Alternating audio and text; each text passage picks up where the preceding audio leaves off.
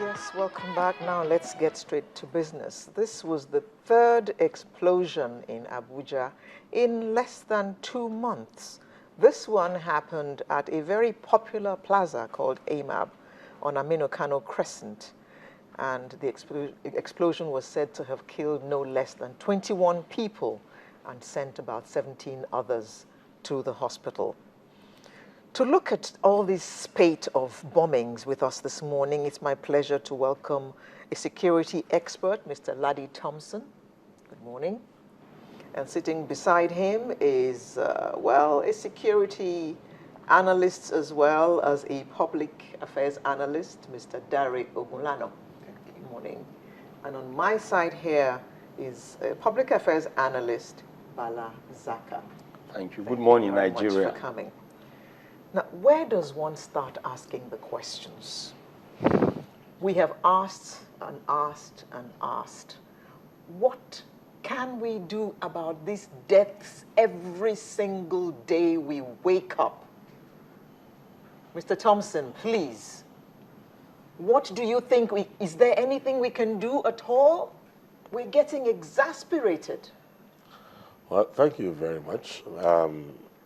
Let me start by saying that if anybody was surprised by the bombing in Abuja, it would mean that that person has refused to face the reality of what we have on ground in Nigeria. It means that the nation continues to live in denial.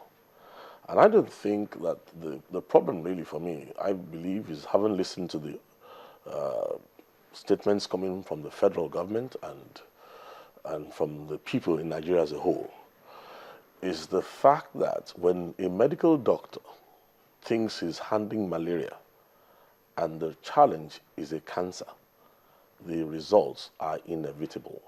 We have a maximum of 18 months in Nigeria to understand this problem, diagnose it properly, and then there can be a hope that we will survive as a nation. On the outside of that, I cannot see a decrease. Like I said, I would have preferred if the federal government is able to diagnose properly and also brace up the nation, get the people ready for the reality on ground instead of empty promises that cannot be backed up. I will come back to you to ask you exactly what you consider that reality to be. But let me ask Mr. Ogunlano, do you think it is time for government to begin to actually sit down with these people to discuss this issue? Because too many lives are being lost. Do we know exactly what they want? Do we have anything to negotiate with? Well, I think approach towards ending terrorism, it has so many faces, including dialogue and whatsoever. And we have been saying this, that military approach, in fact, military option is even semi-approach when it comes to the issue of countering terrorism. So it has never happened where you can use military power to win the war against terrorism. And if you look at, since 1968, if you look at most of these terrorist organizations, how they end, it's either 43% of them, it's either they get integrated into political system, like what happened in Palestine, the issue of Hamas, Hezbollah in Lebanon, or the police and intelligence organization get some of them killed or get them some of them in prison, because there's no way. Terrorist practitioners, there's no way to deter them. You can't deter them. The only thing you can do is to deter their supporters.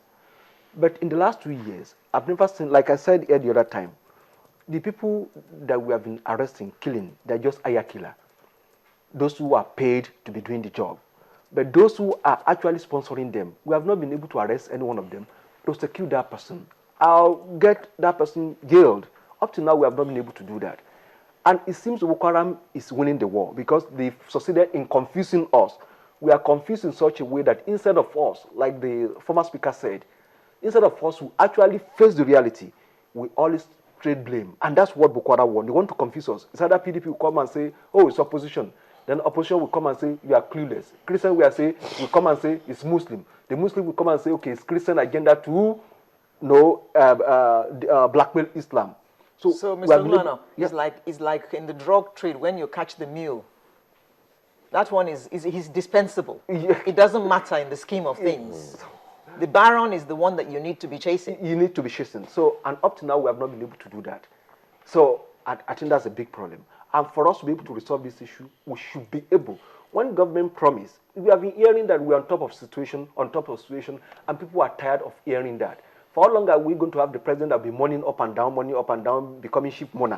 So people want to hear that, okay, if we're on top of it, we must know we're on top of it. And that's what I was saying the other time. When some people are saying they should declare full state of emergency and let military take over in Borno, Yobe, and other places. Are we going to say military should take over in Abuja now? We have 3 explosions. So we should get it. They are misleading the president. And I sympathize with the president once again. So, and that's the reality. For us to be able to get to the root of this thing, the supporters of this, now I've talked to some people, and I don't know whether some of you have done that. People will not even care if any of the senior government officials is attacked today.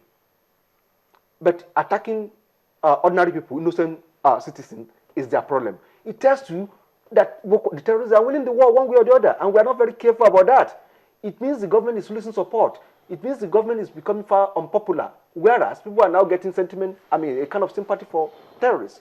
We need to do something about this. Nana Bala, about 2 months ago, we were told that we were getting help from the international community. To your mind, from your judgment of the way things are now, how much help do you think we've received from them? I think till this point, we're trying to educate or understand what is going on about this plan to balkanize and destroy the general equation of peace in Nigeria. And this is the way the understanding and the education is coming. We just have to accept and understand that when you talk about terrorism is a well-crafted, well-syndicated, and well-orchestrated business. Then the insurgents in Nigeria can best be described as a set of people that is bloodthirsty and a bloodthirsty vampire. Because everywhere these insurgents strike or touch, the footprints they leave are just the footprints of what? Blood, pains, tears, and sorrow. And that will clearly let you understand that as far as the Nigerian case is concerned, whether you call them insurgents, bandits, militants, or extremists, they have a mission and a vision. Their mission is to render a country